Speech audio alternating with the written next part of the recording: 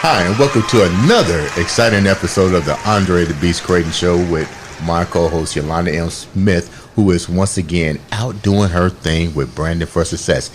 In studio today, we have no other than the famous, ESPN famous, Indiana Cornhole League. Did I get it right, guys? You got it. Tell me who's in my house. I'm Chad Majors. I'm in charge of marketing and promoting ICL. Okay. My name is Rich Majors, also known as Shooter, and I am one of the founding fathers of the ICL Indiana Cornhole League. I'm Jerry Esposito. I am also one of the founding members of the ICL, and I do a lot of the organizational kind of explaining what the league's all about. That sounds good. And I'm Andre The Beast Crayton, the best cornhole player in the state of Indiana. Okay, so let's get right to the point. So tell me exactly what Indiana Cornhole League is.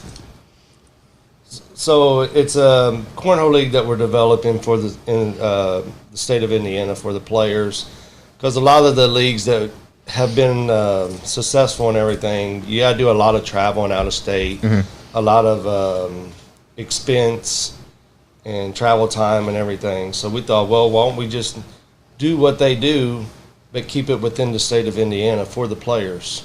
So it's less travel, less money, and it's pretty much what we call a cornhole family, bringing everybody together one time a month and just having a great time. Why cornhole? I mean, is it popular? Is it becoming popular? What was your interest in cornhole? Because clearly you play football. I know Chad played ball. So why cornhole? Cornhole is just taking off. It's a game that you can play at all ages. Unlike a lot of the sports like we did in high school, we're paying for now. Yeah, most definitely. Yeah, all ages can play. And it's truly something that, as a family, you can bring your kids, your grandparents, everybody can play and be involved. And it's just taking off and growing and growing and growing. So why not be a part of it and keep helping it expand within the state? What's the big purpose of bringing it to Indiana? I mean, it was already here, but you said you guys traveled abroad and you've seen other individuals. What was their cornhole organizations like, and what did you find that was so inspirational that you had to come back and bring it and say, we need this here in Indiana? Well, I think our main objective is to make cornhole available to people that don't necessarily have the economic means to play in the larger organizations like the ACO or the ACL. What is those organizations? So the ACO is one of the more popular national cornhole organizations. They're in basically all 50 states, 30 of the 50 states. They have different events monthly that are called majors. And then within each individual state, they have what's called regionals. Right. So you have a certain number of regionals, and it can vary month to month. Through that process, you earn points.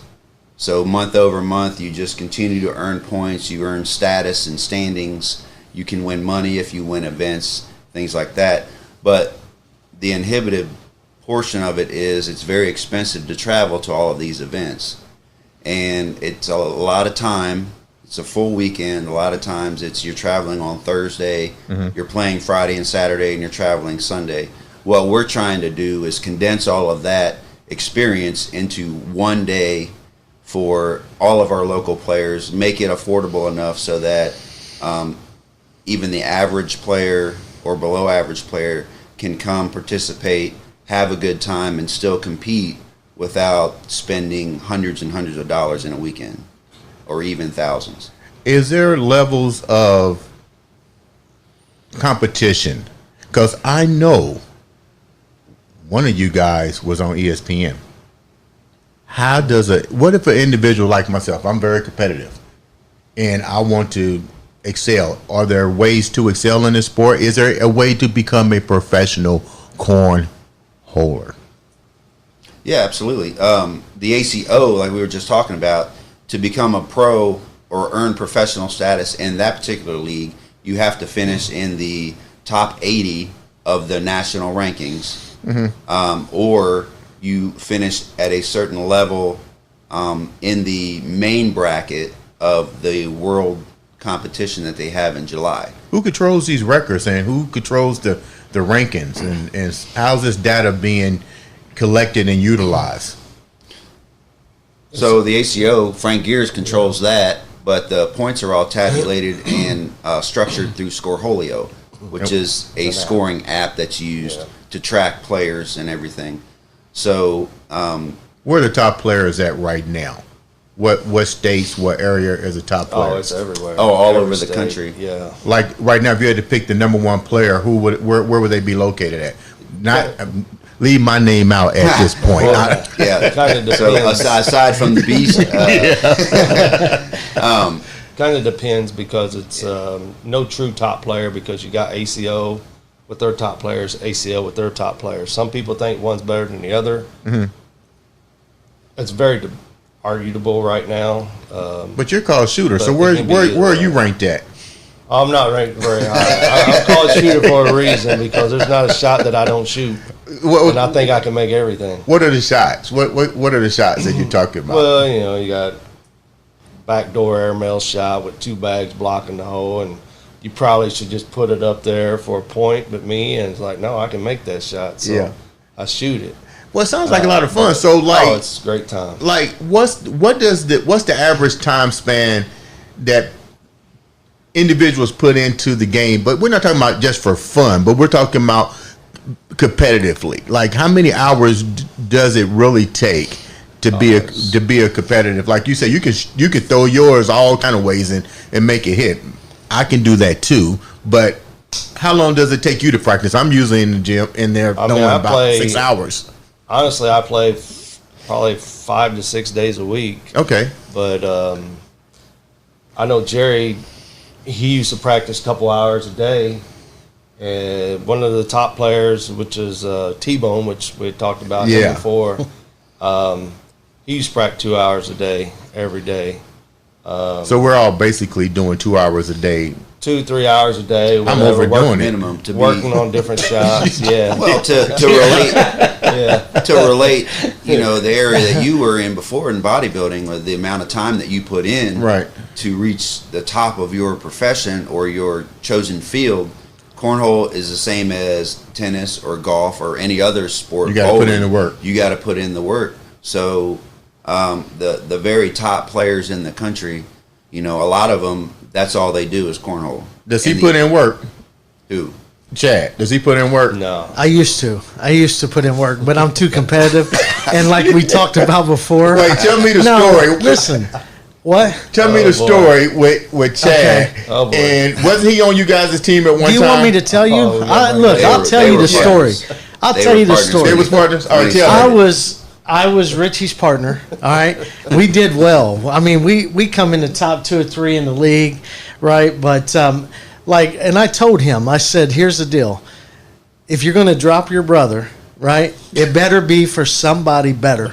Okay, it can't be for somebody equal. So he called me up one night and he said, Hey, I hate to tell you this, and I'm like, just let it go, And he's like, I'm picking up T-Bone, and I said, deal, you know what I mean? T-Bone's I that can't, good? I can't battle with that. So, and I'm too competitive to lose, and so when I picked up my own partner, I was losing, and I couldn't handle that. So did you find a T-bone? I didn't find a T-Bone. No, there's not very many T-Bones out there. So you guys do something else. Your organization is also designed to help individuals. Tell me a little bit about the charities and the fundraisers and the things that you guys do with the Indiana Cornhole League. Did I get it right? Yeah. Man, I'm getting good at this. Now I'll tell you, Andre, I'll pass it over to them and let them talk a little bit more. But that's part of the reason I wanted to partner with them, and help promote them, is because look, I'm going to undershoot them when I say $30,000 or whatever. I'm sure it's more than that.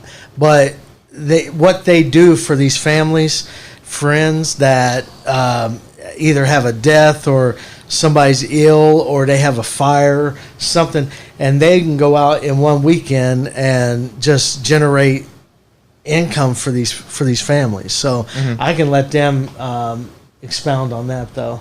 Go ahead, guys.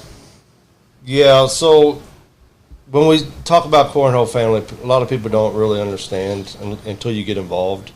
But it's like when you go there, everyone accepts you and everyone tries to help you. But it goes beyond just playing cornhole. Next thing you know, we play golf together, like a big group of us. We have pool parties together. Like everybody is just like a family and everyone's invited.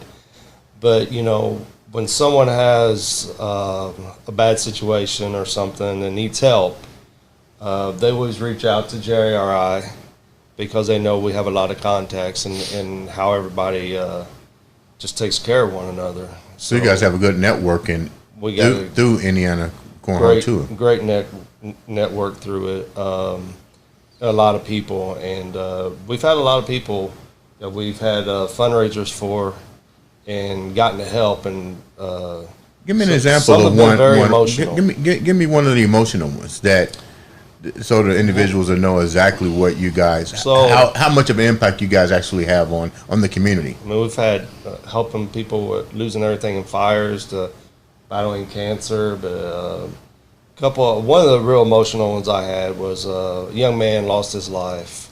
I think he was like 12 years old. Yeah. Great little athlete, baseball player, friends to a lot of the friends that we play cornhole with. And they reached out to us, and their family needed some help, just all the expenses and everything. And we was able to help, and the family showed up. And just recently, about a week and a half ago, sent me some pictures, which I haven't posted yet, of the tombstone and everything that they bought for the young man. It was a baseball, and they said, this wouldn't have been possible if it wasn't for you guys. And that really touched the heart. And to me, that's what it's all about. Oh, I can feel what you're going through. Yeah, now you help that family, and now they, are telling people, and so the family's getting bigger. You're networking, and now it's to me, that's just what it's about, helping everybody out. What is the big purpose moving forward with the three? Tell me a little bit about 317, because I keep saying 317. I see the jersey. We're gonna show a video clip of some of the individuals wearing 317. Tell me the 317 cornhole part. So 317 is just the area code. It got to be kind of weird. Probably back when Chad was playing, everything was before you cut him. Hey, this is not going well for me. The family gatherings were really awkward after that. So, wait a minute, it was awkward. He demanded more money to come back. Well, could you imagine Christmas and all that? When you go to your family get-togethers and your parents are saying, "Why would you cut your brother?" It was just really weird. Tell me that's for more money. His contract is too high. I had to tell him that it wasn't just his call. I wanted to practice golf a little more too. Okay. So once again, the 317 was what now? But 317, it got to be where it started to grow, and everybody wanted to represent where they played, their area code, 317 area code. You got 765-812, excuse me. Everybody started bringing their area code, so it got to be fun to where it's like, okay, we're going to battle you guys. So 716 would come down, and we would battle them 317. So that's where 317 kind of developed, and it kind of took off. And then we did, or like 317, we put teams together to go battle other people, and so that's kind of how 317 cornhole. And did you guys? Off. You mentioned regionals and so forth. Have you guys actually competed in regionals and going up against other competition in other states? How did Indiana do? Well, most of your regionals, it's not just Indiana. You're taking, it's pretty much yourself. But we've had some regionals where, like, we've went up to Michigan, was it last year, in a major, and I would say probably 50% of the field was Indiana players. Really? It was just now. Why do you think that? Why do you think that? We travel so well and we grow so well, and the cornhole family It's crazy, but just grow and grow and grow. So we went to Worlds, and like a lot of us all bought matching jerseys, and we took a picture. And when we started this, I didn't realize it, but once again, you get choked up when you see your dream manifesting. All the Indiana people get together, and you're in Florida or wherever, and when you see 40 to 50 players that's traveled that you play with all the time, it's like where will Worlds be? Where will Worlds be so the viewers can understand these individuals are traveling from Indiana to what states? So they went to Vegas. They went to Vegas, right, and played? They played in Vegas. Yeah. Worlds, we've been to Alabama, Florida, or Arkansas, Florida, Missouri. This year it's in Owensboro, Kentucky in July. How do we have it here? How do we have it in the amateur sports capital of the world? We've been I've been involved. I've been involved in ACO for just 3 years now, but through the years, there's been a lot of lobbying to have it here in Indy. And isn't that his job? Isn't that why you guys cut him to make him go do that? More time to spend more time figuring out how we can get it here. Right. Once again, that's kind of how we kind of thought about doing the ICL league, because all these people from our state are traveling and spending all this money. It's like, why are we doing this when all these players play here? Right. Why don't we just build it up here, have regionals here around the state, and have a big, like you say, Worlds at the end? I love it. Everybody comes together in our state. And not only are you making it affordable for the players and their families, but you're also helping out small businesses and stuff. We eat and everything. We bring a lot of money into Where are you guys currently playing at right now? I know you're looking for a your own vineyard to actually spell the word I'm trying to say. Thank you. Where do you guys usually play at? Like, I'm looking at the video and you guys are there. Tell me about that a little bit. That is a place called the Thompson House. That side is called the Jungle. They made that just for cornhole. Now, the other side is the bar side with the band. That whole side they bought just for cornhole because they know it's grown that big. And it's packed. We could really use more space. We could fill 10 sets of boards versus the 6 that are in there. What do you mean, like fill 10 sets of boards? The amount of people that show up and play. Okay. Wow. Jerry does it on Tuesday nights, and he gets almost 50 players on Tuesday night. How many nights of the week are you guys actually participating, or people participating in doing this? Tuesday, Thursday, Friday. They got a cornhole league. Cornhole dart league on Wednesday, so pretty much Monday through Saturday. Well, they do it on Sundays going on, and then Sundays there's kind of a rotating. In the summer, it's a rotating blind draw, which is just a random tournament between bars. So one week they have it at Thompson House on Sunday, and then the other week they'll have it at another bar, and then they're back and forth. Now let me ask a question real quick. We mentioned the word BAR, but we also are endorsing kids. Yeah. So how do the kids get involved in this? If I have my daughter, naturally she can't be in a bar. So what accommodations do you guys do? Do you have certain days that are family days where kids are invited and certain days where it's adults only? Well, currently where we run our tournaments through the week is at a bar. But with the ICL league, everything will be kid friendly. Every venue we have will be where kids can play. They won't be at bars. They'll be at like our first one is an Indy Sports Zone. Mm-hmm. And that's on September 23rd, and that will actually start off our season. So we're currently still looking at venues. We'd like to rotate every month, north, south, east, west, so we can accommodate everybody, throughout the year. So we're looking at venues big enough to hold at least 20 sets of boards. That's been our biggest problem, finding big enough venues. When you say 20 sets of boards, that's roughly what? How many people? Oh, it depends. What is a board? Is that the thing with the hole in it? Is that what you're talking about? Okay. So you got 20 sets of them. So it varies, the numbers just always vary. But we want to make sure we have enough boards to run 3 different divisions. Mm-hmm. So, like top competitive players like yourself. Yeah.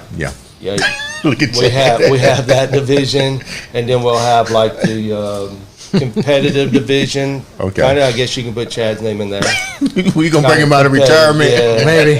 And then like the social division, which Okay. would be for beginning players, new players. I like that. So they can also come and play too, because a lot of the other structured leagues that you have to play against everybody. So Right. you'll have new players come and spend all this money and lose 2 games and going home, and lose 2 games to 2 top guys that kind of in the state. And you So guys provide a they get lot of the discouraged. stuff. So really, all I Yeah. have to do is show up. How much are the bags and so forth?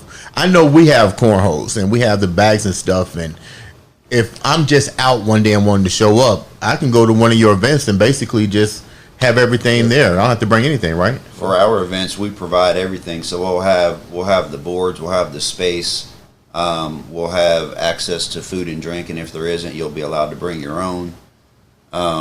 So really, all you got to do is show up and play, pay Bring for your your own membership, bags. pay for your entry fee. Explain the membership and entry fee so the viewers can understand what that means. So the membership for the ICL will be $30 per person. So when you sign up to be a member in our league, you'll pay your $30, and that will get you access to participate in all of our events that we will put on through the season. So it'll be like the 1 regional per month, and then the couple of majors that we'll do in our championships. So then once you pay your membership, you'll begin to accumulate points like in the other leagues. And then so you'll register for whichever events you want to participate in, whether it be singles, doubles, co-ed, or seniors if you're over 55. And then we'll have a juniors also in a women's division. Oh, okay. And then spread out amongst those 6 divisions, we'll have the advanced, which are the best of the best that want to play in that category. Okay. The competitive, which is middle of the road, kind of good but not terrible. And then the social is like what Rich said, beginning players, maybe kids, maybe some grandmas and grandpas that want to just, kick around, have some fun. We'll have that division as well. Everybody will earn points, and then at the end of the year, we'll have special prizes and awards for the top players in each category. How do I make the money? It's in the top 5. You got to finish. So if you're playing in the advanced division, you finish in, say, the top 5, you're going to earn a percentage of the prize fund back. And in our league, what we think is a good deal is we're going to be paying out 70% of all monies collected in entries. Wow. How has the support base been for you guys as far as individuals? Let me rephrase this. How has the marketing side helped to amplify your quest? Oh, it's huge. I mean, we just like what we're doing here, right? What we're doing here is we're just putting it out there for even more people, right? Because like I said, it's very diverse. I mean, anybody can play, and women, children, anybody can play. It's but the marketing part is, I do their jerseys for them. I do all that. People see the jersey, they ask questions. I got my jersey. I field the calls, right? I get calls, and people want to know how they go about. So we just explain to them, it's very simple. They've made it very easy to do. And I do have one question. If I come back and play again, if I lose, do I still? No, I'm just wondering. If I lose, do I still get points? Do I earn points even if I Absolutely. lose? So no matter where you finish, when you register for an event, no matter where you finish, you'll get a certain number of points. That's what I'm talking about. See, that's what. Okay. So how does he come out of retirement? Because he's not on nobody's draft board. Well, he might want to start in the social and try to work his way up. They might let me play down low. I don't know. We'll see. So before we wrap up, how can the individuals contact you guys, be a part of the program, help you guys out? Take it. So we have a website, it's called actually ICL, Indiana Cornhole League. You can go on that on Facebook. Me and Jerry both are on Facebook. We're very active on Facebook. You can look us up, Richard Majors or Jerry Esposito. And our third partner, Donald Hitchcock, unfortunately couldn't be here today. Yeah, you can reach out that way to us. Our website should be done this week, actually. Okay. The website should be done, which when that gets done, we'll have all of our tournaments, our schedules on there. You know, we're looking for sponsorships. Anybody interested in doing a sponsorship, we'd really promote you, get your name out there. And then also, like Chad with the jerseys and hats and all that good stuff will be on the website so people can go on and have a good time. Chad, how can they reach you if they want something outside of cornhole? Well, I'm working on a new website now, but they can get to me through Facebook, Major Marketing. Mm-hmm. But that's the main thing. I can, I'd say that's the main way to get a hold of me. And Andre, I do have to ask you a question. It depends on what the question is. No, it's easy. So I'm going to put you on the spot real quick. Okay. Right? And you put me on the spot? I'm going to put you on the spot. Oh, God. Right? So what I'm going to ask is that one of these, during the summer, one of these tournaments that they put on, or, one of these tournaments they put on, I'm going to have you play with me. Me and you. I gotta check your points. Well, no. You better check his game out first. I bet. Let me check. How much? I better check with T-Bone first. No. Well, T-Bone, he ain't gonna talk bad about me, but I want you to play with me. Yeah, okay, I can do that. All right, I'll do that. And we can start in the beginners. We can go in the beginner. I'm too good to be a beginner, man. You know, but. We're both too competitive for that. Yeah, we're too competitive. It might be a fight out there. So if I may, Jerry, go ahead. Quickly. So by the time this is out and edited and whatnot, everybody that sees this will be able to get on our website. And our website is incornholeleague.com. That's our website. Not IndianaCornholeLeague.com. It's incornholeleague.com. Okay. And that site is actually active right now. You just can't register or anything like that yet. Plus, if you have any questions and want to reach out to us on email, it's IndianaCornholeLeague@gmail.com. And that reaches me, Rich, Don, our web designer, everybody. That sounds like a winner. Yeah, good call. One thing I'd like to say is I greatly appreciate you guys coming on to the show at the I Am Beast Network and the Andre The Beast Crayton Show. We always strive to bring to the community new ways that people are staying in that beast frame of mind and being productive and doing something for the community. Definitely, you guys are doing that. I urge the individuals to reach out, support you guys.